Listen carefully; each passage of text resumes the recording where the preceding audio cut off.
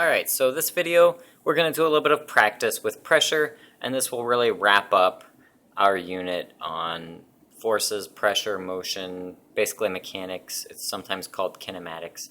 Anyway, that part of physics is going to get wrapped up here with this video. So here we go. First problem is a pressure depth problem.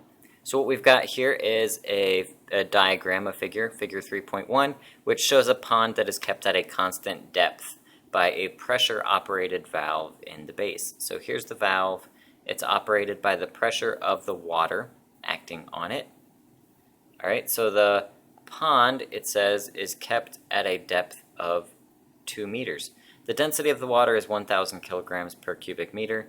Calculate the water pressure on the valve.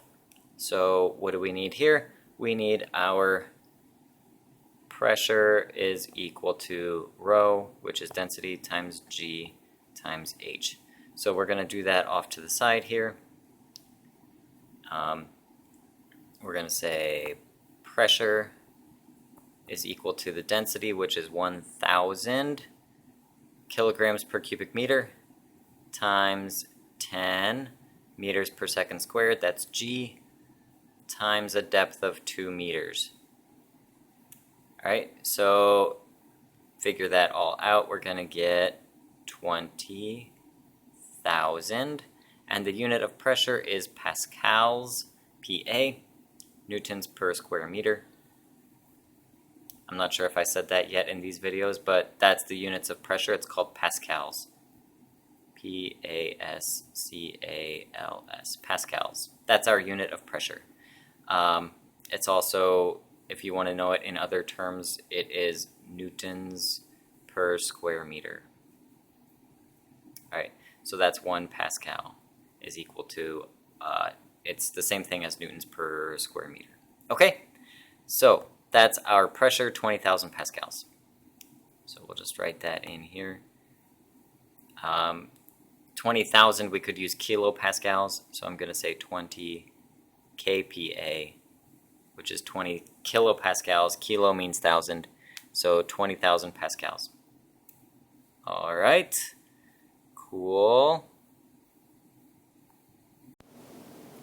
So what's next?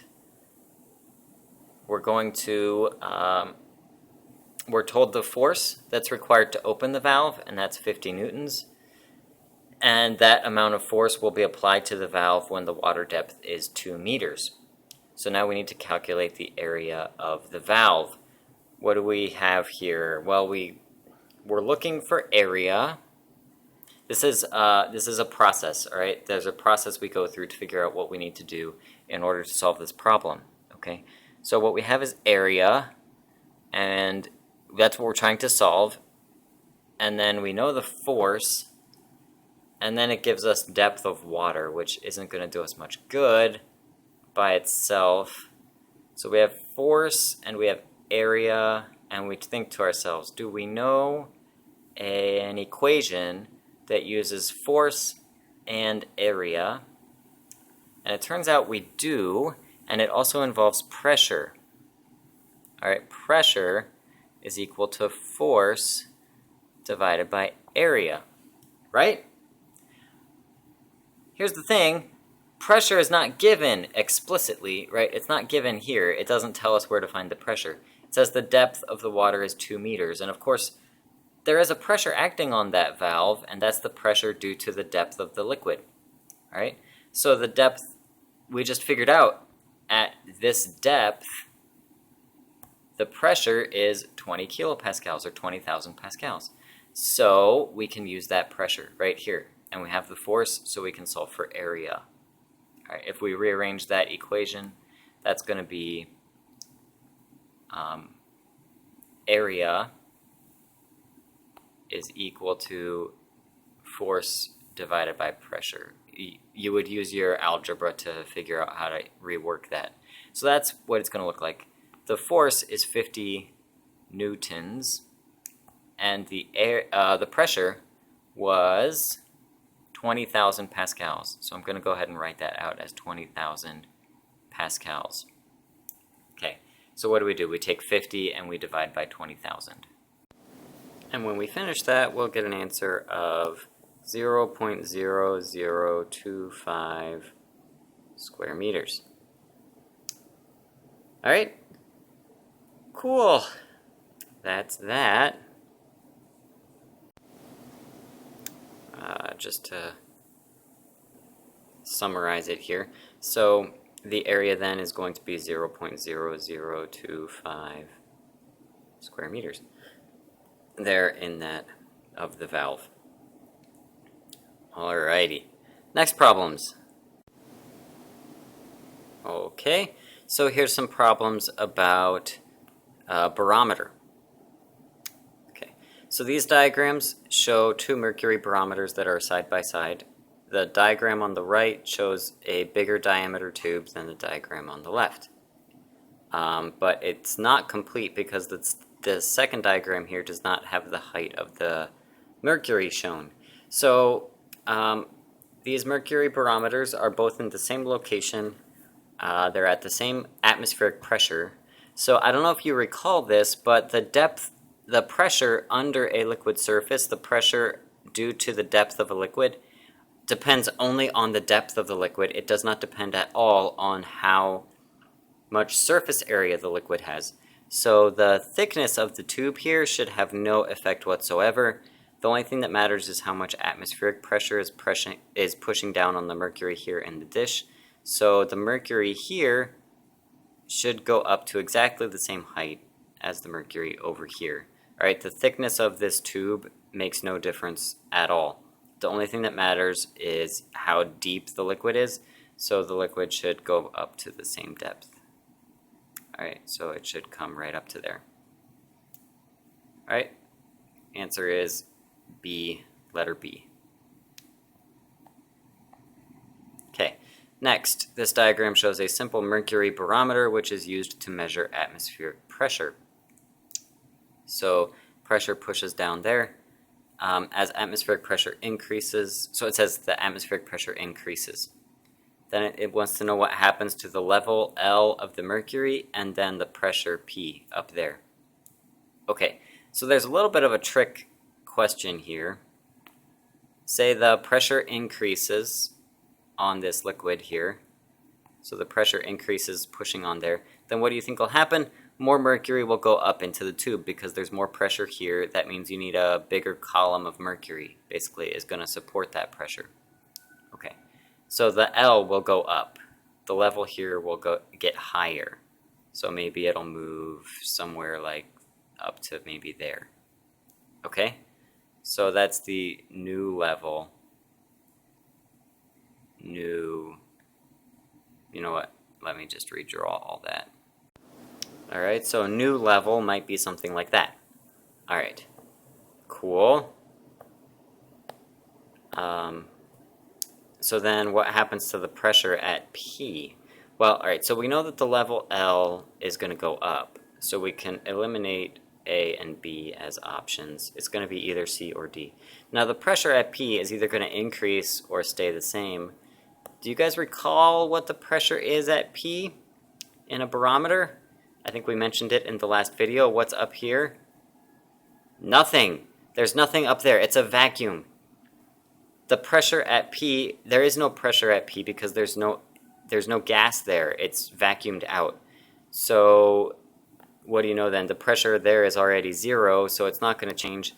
So it stays the same. All right, because the pressure can't change if there's nothing there to increase in pressure. So that should be letter D. All right, and just a few problems here about manometers. First, we have here a pressure is measured using a manometer. As shown, here's the pressure that's getting measured. It pushes down on the liquid there, which is water. And then there's a height difference here as a result of that. All right. Then they say that the manometer is replaced with a liquid that is more dense than water. Okay, how is the height there going to change as a result of that? Will the height difference become 0? Will it decrease but not to 0? Will it stay the same or will it increase? So if you recall, pressure is equal to density times G times H. So in this equation, if the density gets greater, right, density increases, but pressure stays the same, G stays the same, that means if the pressure stays the same, then the H has to decrease in order to keep pressure the same. All right? So if the density gets higher, the H has to get less. But it's not going to get to zero, all right, because there's still a pressure difference. So there should still be a difference in height here. It's going to be less because the liquid is more dense, which means you need less height difference in order to get the same pressure difference in the liquid there. Okay, so hopefully that was clear. The answer is that it decreases, but not to zero. Cool. Along the same lines here, we have a water manometer is being used to measure the pressure of a gas supplied to a house. The reading is given here. It says, why is it better to use water instead of mercury? Right? Keep in mind what we just saw in the previous problem. Mercury is much more dense than water. That means this H is going to be much smaller if you use mercury rather than water. Okay? And it's possible that the H would be too small to even notice the difference. Okay? So, bottom line, if we look at our answer options here, it talks about the narrowness of the tube and the wideness of the tube. Remember, we're talking about the pressure due to a depth of liquid, and that doesn't matter. The thickness of the tube makes no difference as to the pressure due to that depth. So C and D are irrelevant. So the question then is whether H would be larger or smaller due to the mercury, and it would be smaller, and it might be too small to see. All right, so that would be the answer to that one. Now we see here a manometer is used to indicate the pressure in a steel vessel. That's this thing. Pressure is shown there by the gas supply pressing on this liquid, and this side of the manometer is open to the air. So what do you notice then about the difference in the height there? I didn't draw that very straight, but you should be able to tell, quick redraw there, you should be able to tell that the height is the same, right? Same height of the liquid. What does that mean about the pressure? If there's no height difference, then the pressures must be the same. Therefore, the pressure, you might be tempted to say that the pressure is zero, but it is not zero. All right, the pressure is not zero. It's going to be equal to whatever the pressure is in the atmosphere, which is not zero. All right, it's also not between zero and atmospheric pressure. It's the same as atmospheric pressure. All right, so that's this one, not greater. Same as atmospheric pressure. All right, awesome. That wraps up our practice here, and that wraps up our discussion of mechanical physics. Our next topic is going to be thermal physics, so I hope you guys are looking forward to that.